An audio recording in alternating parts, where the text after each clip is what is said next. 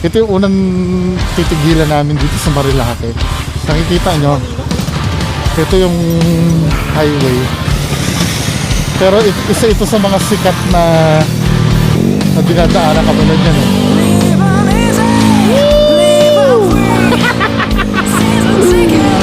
Ano yung pinakwento mo?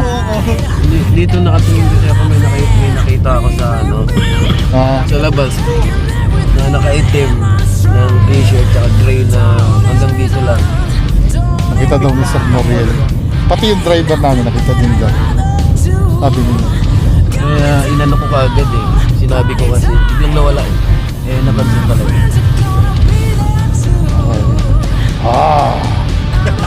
Ito na yung Devil's Corner. Ha?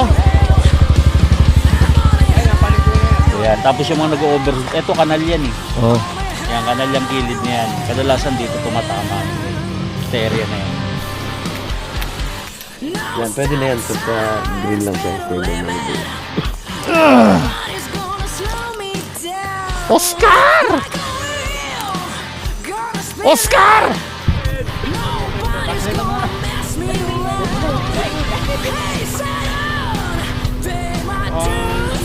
Ang masasagap dito na boss. Ano? Nandito ka ba? To the promise.